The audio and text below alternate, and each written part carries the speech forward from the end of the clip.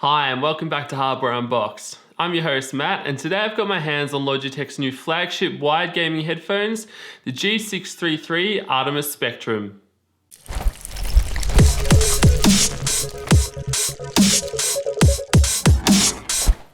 Firstly, let me just say that I absolutely love getting a new pair of gaming headphones, especially when they look and feel as good as these do.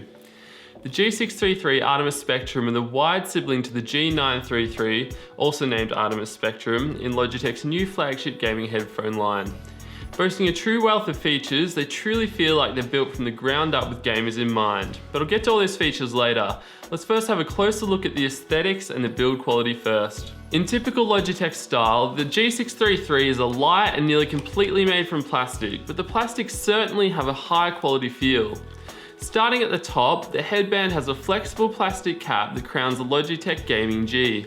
There's a soft and light sports mesh covered foam panel that rests against your head, and the headphone arms extend and retract with just the right amount of tension, almost giving a tactile feel. Proving Logitech are focused on the smaller details with this headset, there's even a numbering system imprinted on the aluminium arm so you can dial them in every time. And the strip that runs down the center of this arm is even made from a soft, pliable rubber and features the arrows that you can find elsewhere on the headset. Looking further down the arm, the headphone cradle, I'm making these terms up, is made entirely from plastic, but it gives a high quality charcoal metallic look.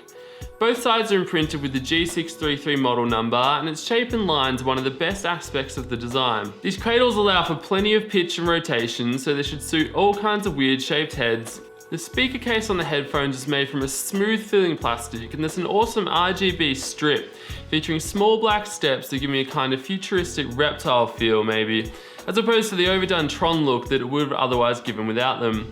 The G633s also feature removable speaker caps, which Logitech will of course make customized caps for their esports gaming teams.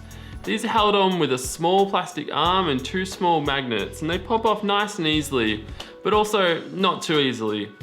The stock caps are imprinted with a remove panel instruction. They feature three lines similar to those found on the RGB strip and on top of the headband, and are emblazoned with an illuminated Logitech Gaming G. The actual ear cups themselves were something I loved on the previous Logitech G430s, and they're a big part of the reason I use them day to day. Again, Logitech have delivered on the G633s. Held by a leather feeling wrap, the ear cups are both big enough to fit my big ears in their entirety, which to me is something absolutely essential, and they're extremely comfortable. I like that Logitech uses such light, soft foam covered by the sports mesh for these ear cups. To me, they strike the balance between making you feel like you're in your own world enough, but not completely isolating you from humanity, meaning at least if someone breaks into your house behind you, you have a slight chance of noticing. Now let's take a look at all the features that Logitech have crammed into this headset. First of all, let's look at connectivity. Included in the box is both a 3.5mm cable and a micro USB cable. At the base of the left earpiece, you can connect both of these cables simultaneously, and you can switch between inputs with the flick of a switch at the top of the left earpiece. The micro USB cable is long and truly intended for PC use as represented on the switch, although it also allows for PS4 connectivity. Using this cable with your PC allows you to use the three programmable G keys, as well as the scrolling volume wheel found on the back of the earpiece beneath the previously mentioned switch. I don't really use the programmable macro keys at all, so I can't say I found these keys particularly useful, but for someone that does, they would be great. If you like to use different sound profiles, for instance, then you could switch between these on the fly using the three G keys. I also like that Logitech has made all three of these G keys completely different shapes, so you can feel which one you are pressing without taking off the headset and looking. I'm a fan of the volume wheel and found myself quickly using that to adjust the volume on the go often. There's something that makes sense about adjusting the volume on your headset rather than your keyboard or in Windows. Finally, there's a dedicated microphone mute button amongst these rear keys too. The 3.5mm cable is wrapped in braided fabric and is suited for use with your phone, but can also be used with an Xbox One. For PC gamers that like to settle in for a long session, you can connect your phone via the 3.5mm jack and your PC via the USB cable, and then simply hit the switch at the back of the headset to switch inputs when a phone call comes in. Or more realistically, to order pizza.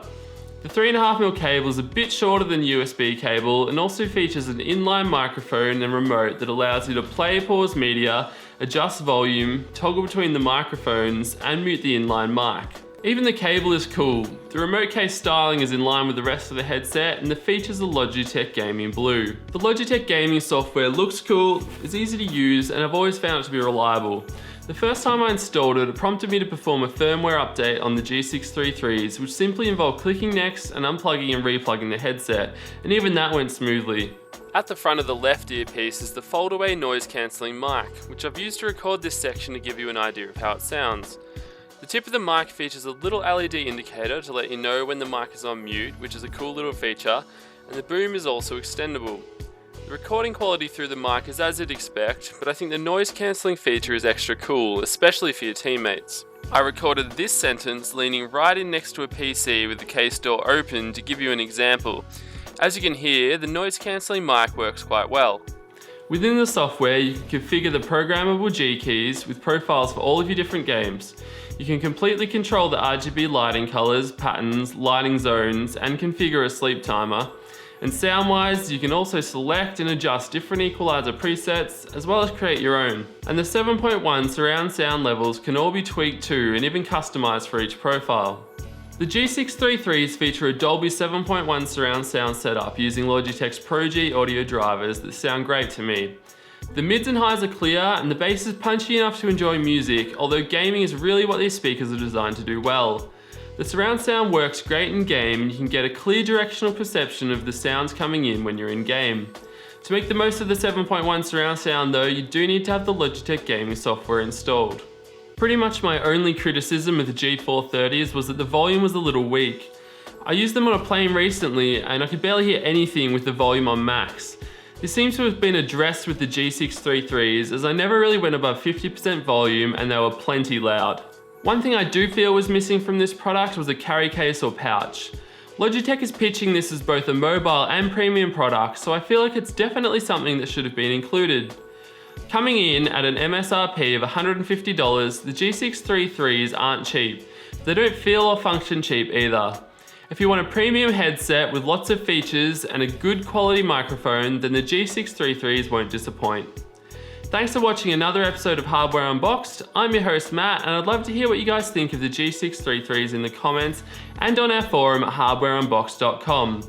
Don't forget to hit like, hit subscribe, and we'll see you next time.